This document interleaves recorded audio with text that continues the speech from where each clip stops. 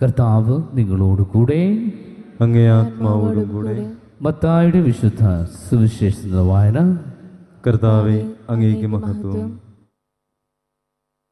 അധ്യായം 5, 20 മുതൽ 26 വരെയുള്ള തിരുവചനങ്ങൾ. അക്കാലത്ത് യേശു തൻ്റെ ശിഷ്യന്മാരോട് അരുളിച്ചെയ്തു, നിങ്ങളുടെ നീതി നിയമജ്ഞരുടെയും ഫരിസയരുടെയും നീതിയെ അതിശയിക്കുന്നില്ലെങ്കിൽ നിങ്ങൾ സ്വർഗരാജ്യത്തിൽ പ്രവേശിക്കുകയില്ലെന്ന് ഞാൻ നിങ്ങളോട് പറയുന്നു. കൊല്ലരുത്, കൊല്ലുന്നവൻ ന്യായവിധിക്ക് അർഹനാകുമെന്ന് പൂർവികരോട് പറയപ്പെട്ടതായി നിങ്ങൾ കേട്ടിട്ടുണ്ടല്ലോ.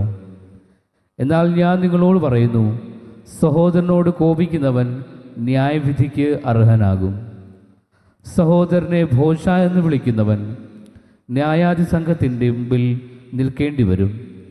വിഡ്ഢി എന്ന് വിളിക്കുന്നവനാകട്ടെ നരകാഗ്നിക്ക് ഇരയായിത്തീരും. നീ ബലിപീഠത്തിൽ കാഴ്ച അർപ്പിക്കുമ്പോൾ നിന്റെ സഹോദരന് നിന്നോട് എന്തെങ്കിലും വിരോധമുണ്ടെന്ന് അവിടെ വെച്ചോർത്താൽ കാഴ്ചവസ്തു അവിടെ ബലിപീഠത്തിന് മുമ്പിൽ വെച്ചിട്ട് പോയി സഹോദരനോട് രമ്യതപ്പെടുക. പിന്നെ വന്ന് കാഴ്ചയർപ്പിക്കുക. നീ പ്രതിയോഗിയോട് വഴിക്ക് വെച്ച് തന്നെ വേഗം രമ്യതപ്പെട്ടുകൊള്ളുക.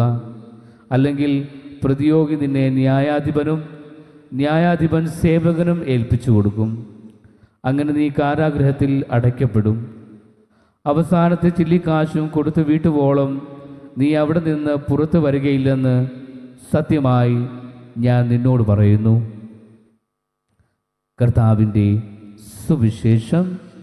ക്രിസ്തുവേ, അങ്ങേക്ക് സ്തുതി. യേശു ക്രിസ്തുവിൽ എത്രയും സ്നേഹം നിറഞ്ഞവരെ, മത്തായിയുടെ സുവിശേഷത്തിൻ്റെ 5-ാമത്തെ അധ്യായത്തിലാണ് ഈശോ മിശിഹായുടെ മലയിലുള്ള പ്രബോധനം ആരംഭിക്കുന്നത്. വളരെ ഹൃദയസ്പർശിയായിട്ടുള്ള ഒരു സന്ദേശമാണ് ഇന്ന് ഈശോ തൻ്റെ ശിഷ്യന്മാരോട് പറയുന്നത്. ഏറ്റവും പ്രധാനപ്പെട്ട ഒരു കാര്യം കർത്താവ് തൻ്റെ ശിഷ്യന്മാരോട് ഓർമ്മിക്കുന്ന ഇതാണ്: നിങ്ങളുടെ നീതി നിയമജ്ഞരുടെയും ഫരിസയരുടെയും നീതിയെ അതിശയിക്കുന്നില്ലെങ്കിൽ നിങ്ങൾ സ്വർഗരാജ്യത്തിൽ പ്രവേശിക്കുകയില്ല എന്ന് ഈശോ പറയുകയാണ്. നമുക്കറിയാം, നിയമജ്ഞരും ഫരിസയരും നിയമപാലകരായിരുന്നു. നിയമങ്ങൾ കാത്തു പാലിക്കുകയും അതിനായിട്ട് നിയമങ്ങൾക്ക് പുറമേ നിയമങ്ങൾ വീണ്ടും നിർമ്മിക്കുകയും രൂപീകരിക്കുകയും ചെയ്ത ഫരിസയരെയും നിയമജ്ഞരെയാണ് കാണുന്നത്. പിന്നെ എന്തുകൊണ്ടാണ് കർത്താവ് നിയമജ്ഞരുടെയും ഫരിസയരുടെയും നീതി അതിശയിക്കുവാനായിട്ട് ആവശ്യപ്പെടുന്നത്? ഫരിസയരും നിയമജ്ഞരും നിയമം പാലിക്കുന്നവരായിരുന്നെങ്കിലും, നിയമം അറിയാമായിരുന്നെങ്കിലും, അവരോട് ഏത് നിയമം ചോദിച്ചാലും അവർ കണ്ണടച്ചുകൊണ്ട് നിയമത്തെപ്പറ്റി അവർക്ക് പറയുവാനായിട്ട് സാധിക്കുമായിരുന്നു. പക്ഷേ ആ നിയമത്തിൻ്റെ അർത്ഥം, നിയമത്തിൻ്റെ ആത്മാവിനെ മനസ്സിലാക്കുവാനായിട്ട് അവർക്ക് സാധിച്ചിരുന്നില്ല.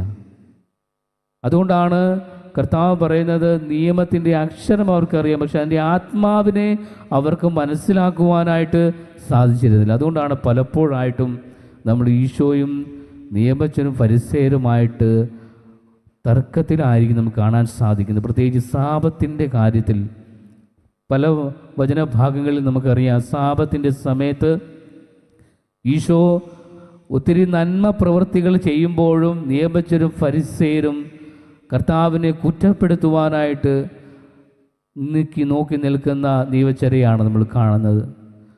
കർത്താവ് പറയാൻ ആഗ്രഹിക്കുന്നത് സാബത്ത് മനുഷ്യൻ്റെ നന്മയ്ക്ക് വേണ്ടി എന്നാണ്. കർത്താവ് ഓർമ്മിപ്പിക്കുന്നുണ്ട്, ഈ സാബത്ത് എന്തിനു വേണ്ടിയാണ് നൽകിയത്? ഈജിപ്തിൻ്റെ അടിമത്തത്തിലായിരുന്നപ്പോൾ നിങ്ങളാരും സ്വതന്ത്രരല്ല. ഈ ദിവസം നിങ്ങളെ ഓർമ്മിപ്പിക്കേണ്ടത് എല്ലാ ജീവജാലങ്ങൾക്ക് പോലും ആ സ്വാതന്ത്ര്യം ലഭിച്ചിരുന്നു എന്ന് കർത്താവ് ഓർമ്മിപ്പിക്കുകയാണ്. അതുകൊണ്ട് തന്നെ സ്നേഹമുള്ളവരെ, നമ്മുടെ ജീവിതത്തിലും ഈ നീതിയെ, നിയമജ്ഞരുടെയും ഫരിസയരുടെയും നീതിയെ അതിശയിക്കുന്ന ഒരു ജീവിതം സ്വന്തമാക്കുവാനായിട്ട് നമുക്ക് സാധിക്കണം. പ്രത്യേകമായിട്ട് നമ്മൾ വിശുദ്ധ കുർബാനയിൽ പങ്കെടുക്കുകയും കൂദാശകൾ സ്വീകരിക്കുകയും ചെയ്യുന്നത് ഒരു കടമകൾ തീർക്കുവാനായിട്ട് മാത്രമാവരുത്. ഒരു കടമ തീർക്കുവാനായിട്ട് മാത്രമാവുമ്പോൾ നമ്മൾ ഒരിക്കലും ഈ നീതി, നിയമജ്ഞരുടെയും ഫരിസേയരുടെയും നീതി നമ്മൾ കടന്നു പോകുന്നില്ല. അതിനേക്കാൾ ഉയരുവാനായിട്ട് നമുക്ക് സാധിക്കുന്നില്ല. പകരമായിട്ട് നമ്മൾ കർത്താവിനെ അറിയുവാനായിട്ട്, ഈശോയെ നമുക്ക് വ്യക്തിപരമായിട്ട് അറിയുവാനായിട്ടാണ് ഞാൻ വിശുദ്ധ കുർബാന കൂദാശകളിലൂടെ ഞാൻ കടന്നു വരുന്നതെങ്കിൽ തീർച്ചയായിട്ടും അതിനൊരർത്ഥം ഉണ്ടാവും. നമ്മുടെ ജീവിതത്തിൻ്റെ മനോഭാവം തന്നെ മാറുവാനായിട്ട് സാധിക്കും. രണ്ടാമതായിട്ട്, കർത്താവ് കൽപ്പനകളുടെ വേരിലാണ് കർത്താവ് പിടിക്കുന്നത്.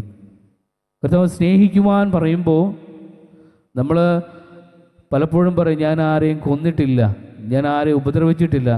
പക്ഷേ കർത്താവ് അതിൻ്റെ റൂട്ട് കോസിലാണ് കർത്താവ് പിടിക്കുന്നത്. നമ്മൾ കോപിക്കുന്നെങ്കിൽ, നമ്മളൊരു കൊലപാതകം എന്ന പ്രവൃത്തിയിലോട്ട് കടന്നു ചെല്ലുന്നത് നമ്മൾ ഒരു ദിവസം കൊണ്ട് ചെയ്യുന്ന ഒരു പ്രവൃത്തിയല്ല. പല ദിവസം നമ്മുടെ മനസ്സിൽ നമ്മൾ വെച്ച് പുലർത്തുന്ന കോപവും പകയും അതിൻ്റെയൊക്കെ ഫലമായിട്ടാണ് അത് വേറൊരു പ്രവൃത്തിയിലോട്ട് ചെന്നെത്തുന്നത്. അതുകൊണ്ട് കർത്താവ് പറയുന്നത്, നീ നിൻ്റെ സഹോദരനോട് കോപിക്കുമ്പോൾ തന്നെ നീ തെറ്റ് ചെയ്യുകയാണ്. നിന്റെ സഹോദരനെ ഭോഷ എന്നും വിഡ്ഢി എന്ന് വിളിക്കുമ്പോൾ തന്നെ നീ മനസ്സിൽ ആ സഹോദരനെ പാപം ചെയ്യുകയാണ്, വേദനിപ്പിക്കുകയാണ്. അവിടെ കർത്താവ് ആ വേരിൽ തൊട്ടുകൊണ്ട് നമ്മുടെ മനസ്സിൽ തന്നെ നമ്മുടെ മനസ്സിനെ ശുദ്ധീകരിക്കുവാനായിട്ടാണ് കർത്താവ് ഇന്ന് നമ്മളെ വിളിക്കുന്നത്. അതുകൊണ്ട് തന്നെ കർത്താവ് പറയുന്നുണ്ട്, നിൻ്റെ സഹോദരൻ നിനക്കെതിരായിട്ട് എന്തെങ്കിലും ഉണ്ടെങ്കിൽ ആദ്യം നീ പോയി രമ്യതപ്പെടുക. നിനക്ക് നിൻ്റെ സഹോദരനോടല്ല, മറിച്ച് നിൻ്റെ സഹോദരന് നിനക്കെതിരായി എന്തെങ്കിലും ഉണ്ടെങ്കിൽ നമുക്ക് പോയി രമ്യതപ്പെടുവാനായിട്ട് സാധിക്കും. ആദ്യത്തെ പടി നമ്മൾ എടുത്തു വെക്കുവാനായിട്ട് സാധിക്കണം. നമുക്ക് മുമ്പോട്ട് പോകുവാനായിട്ട് സാധിക്കണം. മറ്റുള്ളവരെ നോക്കി നിൽക്കാതെ, പലപ്പോഴും അവൻ വരട്ടെ, അല്ലെ അവൾ വന്ന് എന്നോട് ക്ഷമ ചോദിക്കട്ടെ, എന്നോട് സംസാരിക്കട്ടെ എന്നൊക്കെ നമ്മൾ പറഞ്ഞിരിക്കാറുണ്ട്. പക്ഷേ ഇവിടെ കർത്താവ് നമ്മളെ വിളിക്കും, നമ്മൾ ആദ്യത്തെ ചുവടെടുത്ത് വെക്കുക. നമ്മൾ പോയി രമ്യതപ്പെടുവാനായിട്ട് നമ്മൾ മുമ്പോട്ട് വരിക എന്നാണ്. ക്ഷമയും രമ്യതപ്പെടുക, രണ്ട് കാര്യം വളരെ വ്യക്തമായിട്ട് കർത്താവ് പറയുന്നുണ്ട്. ക്ഷമിക്കുന്നത് നമ്മുടെ ഹൃദയത്തിലാണ്. രമ്യതപ്പെടുവാനായിട്ട് സാധിക്കുന്നത് നമ്മൾ നമ്മുടെ സഹോദരങ്ങളോട് ഇടപഴകുമ്പോൾ മാത്രമേ നമുക്ക് രമ്യതപ്പെടുവാനായിട്ട് സാധിക്കുകയുള്ളൂ. അതുകൊണ്ട് നമുക്ക് ഈ വിശുദ്ധ ബലിയിൽ ഈ രമ്യതപ്പെടലിൻ്റെ അനുഗ്രഹത്തിനായിട്ട്, ക്ഷമിക്കുന്നതിൻ്റെ അനുഗ്രഹത്തിനായിട്ട് നമുക്ക് പ്രാർത്ഥിക്കാം.